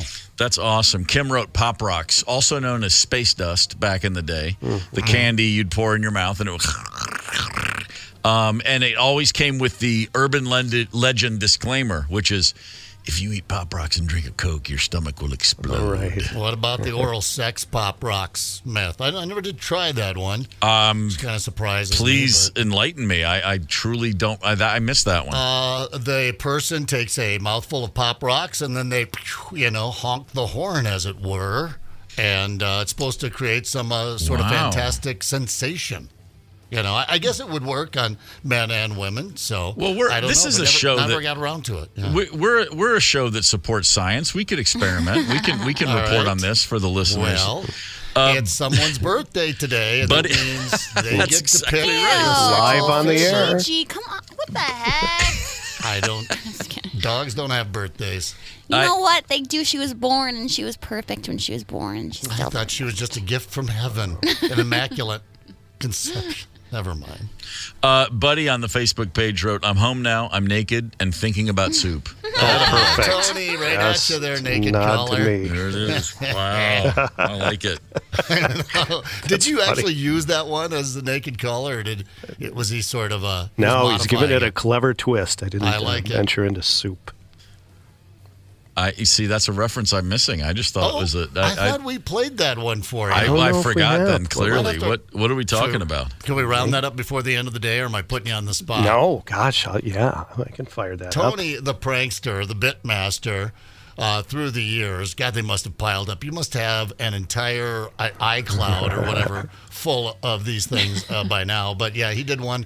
Tony just used to call people up and tell them he was naked and thinking about them. That's some good reactions.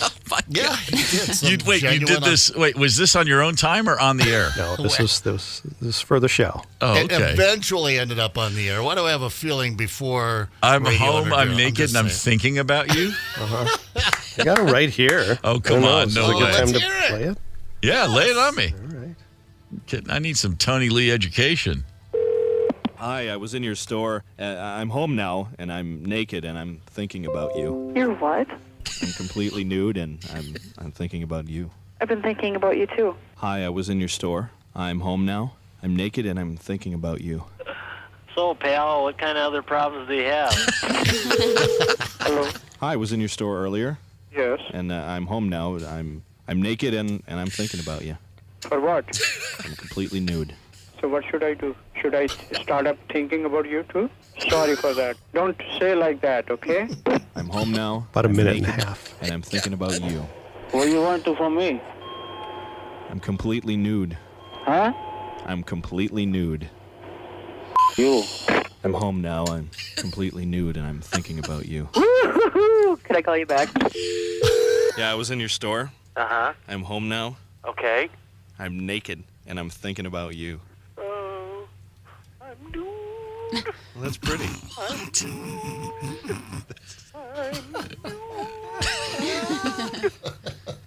Naked. Shazam! All right, then. Uh-huh. I'm naked, and I'm thinking about you. I'm sorry? Naked. Well, you need to see doctor. I was in your store earlier. Uh-huh. I'm home now, Uh-huh. and I'm naked, and I'm thinking about you. Hold on, please. Thank you. You must be sick. I'm home now, and I'm naked, and I'm thinking about you. No, you're not. I don't have anything funny to say today. I'm just in a terrible mood. Okay, thanks. Are you going to call back? Wow. I'm home now. I'm naked. Oh, cut it out. I don't want to do this. I was in your store earlier. Yes, sir. I'm home now, Yes, sir. and I'm naked, and I'm thinking about you. Are you really? Naked. What you want me to do about it? Put your clothes on and come back. Who is this? You better keep your mouth shut. Such a fine line between stupid and clever. There you be. Wow. Yes, sir.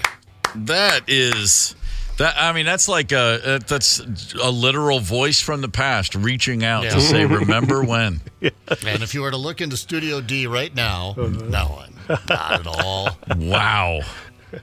That is really. I mean, it's. I will be honest. It gives me too much to think about. I find myself almost speechless. Just you calling people and saying that. Mm-hmm. That's Keep it fantastic. simple. You don't have to. Yeah, you don't have to overthink it. That's the brilliance of Tony Lee. You know, just How would you keep it respond to that question? I don't know which one is my favorite. I like Shazam. I like what do you want me to do about it? Put your clothes on and come on back. Yeah, that's a pretty good one. Yeah. Wow, that's Where do you go from there? Hey, I don't know if anybody here, in fact, well, I do know that nobody here committed to a dry January, right? I don't think anybody. If you did, you did it dry in private. Skin? How's that? A lot of people, dry January turns into damp January, turns into screw it, I'm watching football. A new survey finds the average American only lasts 10 days into dry January before having a drink. Here are the top 5 reasons people fail at dry January. Number 6 is you get stressed watching the news and therefore need a drink. Okay, that's nonsense. That's your excuse you're given, but it's not real. That's just that's going a little. That's my dog ate my homework. I mean, stop it. Yeah. Number 5 is you just wanted to relax. I totally buy that. Number 4, bad day at work. Of course, we've all had them. Number 3, went on a date. You're in a social situation. You feel the need to lubricate. I get that. Number 2, went to a happy hour with friends and coworkers. Well, now come on. That's like if you're going to an actual happy hour, of course you're going to have a drink. And here's number 1, and this has been my experience because I tried on several different occasions. I did the thing of, I think I'm going to take the month off. Yeah, it makes sense. You simply forgot you were doing it. That's number 1. You're 10, 12, 23 days in, and you're just like, the land of sky blue waters, come to me, my sweet friend. And then next thing you know, you're like, oh, crap, it's still January. I forgot. That's entirely my thing. Yeah. I get that one. Yeah, I get that one. I think I've done stuff like that before, like not in dry January, but just like, Zepper, I think you better give her a little break there, man. You're a little bit out of control. Liver's a little sore. And then, next time you catch up with your buds, someone cracks one and hands it to you. Take it. And about halfway through, someone will remind you. And, next year. That was it. I had 2 weeks ago, I had a colonoscopy, just a regularly scheduled, all clear, did very well, is what I was told. I have no idea what I did. I was asleep. But, the day before, you have to drink a gallon of that stuff that just clears your whole system out. Yeah. And the nurse calls you a couple days before that, and she says, now, 3 days out, I want you to start eliminating the following from your diet. The day before, just have this. Day of, only clear liquids. It's a very specific protocol. I'm going through that thing where I'm drinking and just evacuating my whole system, getting ready. And Rosemary walks in the kitchen. I'm standing there. I went in there to just put away some dishes. And she walks in, and I'm just holding a thing of Ritz crackers, just cracking. She goes, "What are you doing?" I go, "What?" She goes, "You're in the middle of prep." I'm like, "Oh, that's right." Yeah. I mean, I completely forgot. I only had like 2 of them, but still, I was like, I forgot. What are you going to do? They were right there. They were called, the Ritz crackers literally spoke to me. Sit down, have a hungry man meal. This is bad, but you're not supposed to go into surgery. I mean, real surgery. Not that a colonoscopy isn't, a real medical thing, but, for going in for the surgery under the knife, I do the same. I wake up because I wake up the next morning, and, and I just, you're not even supposed to brush your teeth. And I'll be in the middle of that going. And so I always, not always, but often have gone into surgery thinking, might not wake up because I lied and I had a little glass of water this morning and I brushed my teeth and I might have ate some, little goldfish crackers. Anytime I don't brush my teeth, if I forget, I tell myself, well, that's okay because I might need emergency surgery today, and it's better that I didn't. Ready to go. That's my justification, baby. Connect with us on the KQ Talk and Text line, 651-989-ROCK. That's 651-989-ROCK. 92 KQRS. I'm Steve Gorman. This is the KQ Morning Show for January the 17th, the birthday of not only my wife, Rosemary, love you, happy birthday, but also Gigi Wheeler. We love you, happy birthday, Gigi. Happy birthday, Rosemary. A lot of love going around here. So Gigi, Candace's dog, is 9 years old today. And speaking of dogs who are aging, I've got some bad news for those of us who were blown away by Bobby, the Portuguese dog who died last year at the age of 31. Wow. Remember that story? Right, yes. Yeah. 31-year-old Bobby. Guinness certified the record last year. Bobby died in October. Again, a 31-year-old dog, a Portuguese, guardian dog, a cattle dog. The owner of this dog, a guy named Lionel Costa, had a vet submitted documentation, said the dog was born May 11th, 1992. And, the dog was quite famous for that because this breed of dog, 12, 13 years old is a good, healthy run. So this is well over twice the average expected lifespan. Oh, boy. Guinness might not have done the due diligence they wish they had because questions are being raised now. The credentials being called into question. Also, there are photos apparently taken of the dog in 1999, but that dog has slightly different colored paws than the Bobby of 2023. Come on, 31-year-old dog. People are raising some suspicions. The Royal College of Veterinary Surgeons of England, one of the council members said, not a single one of my colleagues ever believed that Bobby was 31 years old. Yeah, Bobby, you fraud. That's horrible. Looking at the photos, it's not slightly. I mean, the dog on the left has 4 white socks. Not a little. They get the gray whiskers going. No, 4 white socks, and then the dog on the right has 0 white on any one of its paws. Yeah, it's not even close. Oops. Yeah. Oops. Yeah.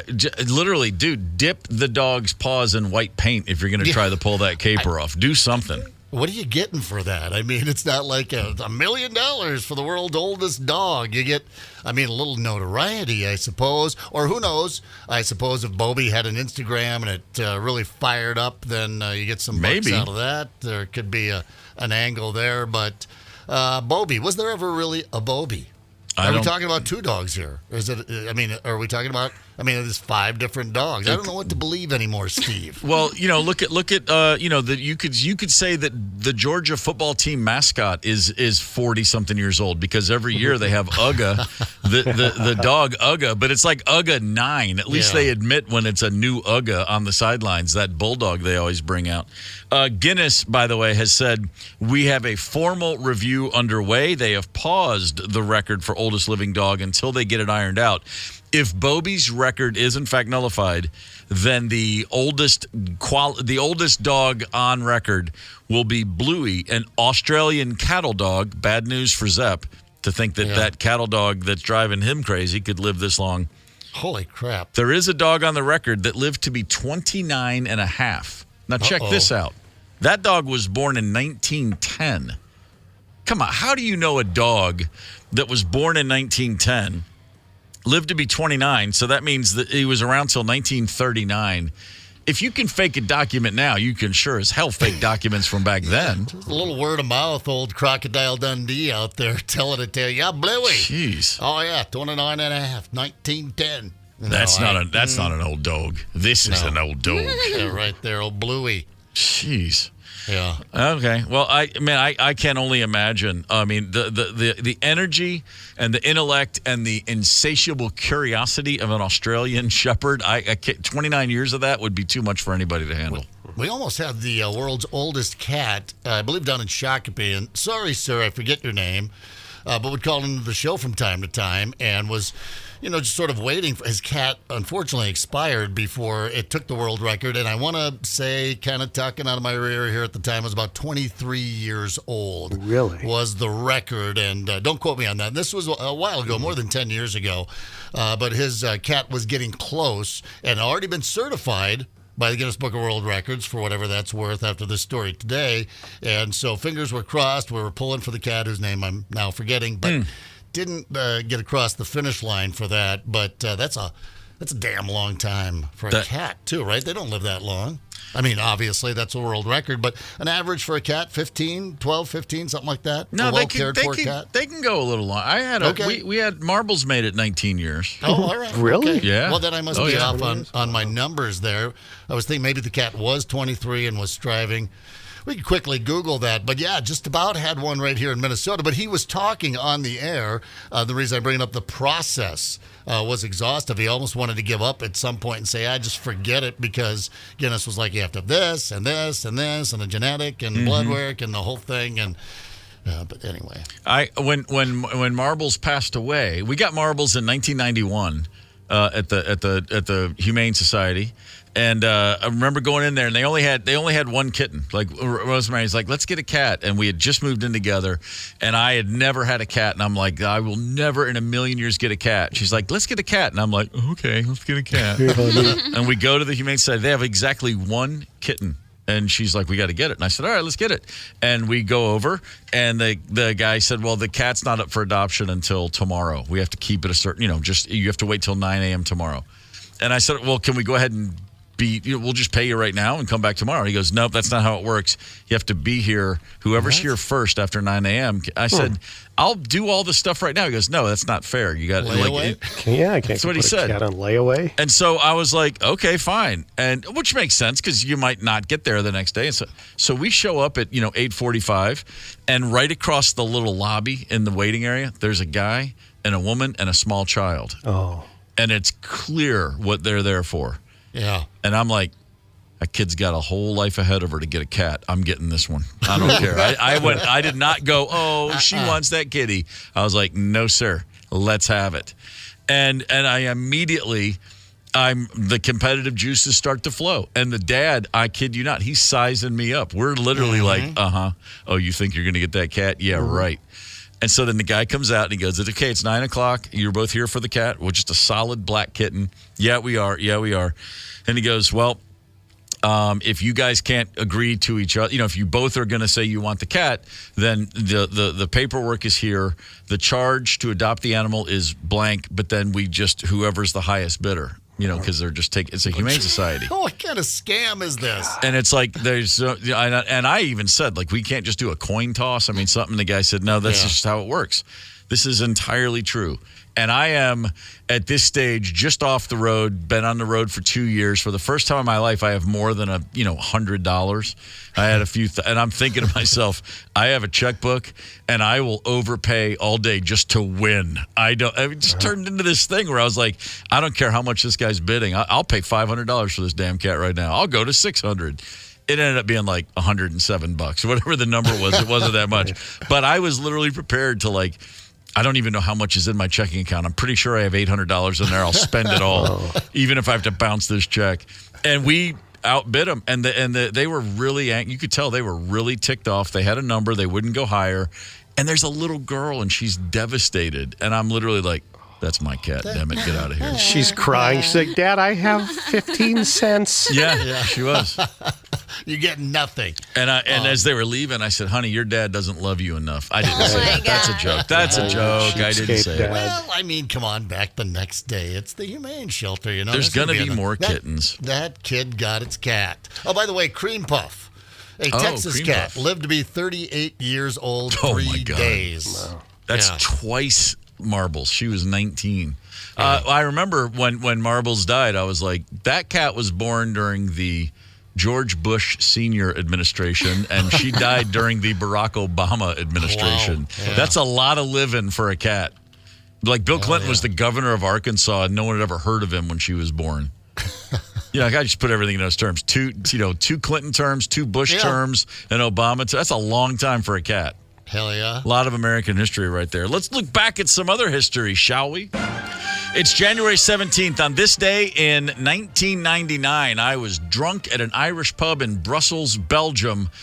Drunk like every Vikings fan, because this is the day Gary Anderson missed his first field goal of the entire year. And it was the field goal that would have sent the Vikings to the Super Bowl. And the Vikings, by the way, would have steamrolled the Denver Broncos. Yeah, they were. Oh, it is of all the, not just Minnesota sports, of all the sports shoulda, woulda, couldas, that is still the team. And I'm not saying this because I live here now. It was a devastating loss for me at the time. My buddy Robert Smith, I'm cheering for the Vikings. They're playing my then hometown Atlanta Falcons. I wanted the Vikings to win so badly.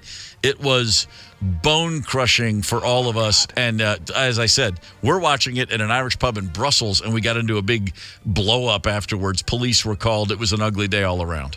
I was at the game, and the silence afterwards. You were was just there? Definite. Yeah, it was horrible. It truly makes my. I mean, it hurts now to think about. Oh my gosh! I was doing what I normally do during playoff football. I was out skiing, and I thought, oh yeah, not only because it was such a great day to ski, because what else happened to that day? I was in Colorado. The Broncos were playing in the AFC Championship, so there weren't very many people skiing. Not even my buddies from Minnesota that went to Colorado with me were skiing. They were back down in Denver partying, and I just thought, well, I'm going to stop in and check on the game.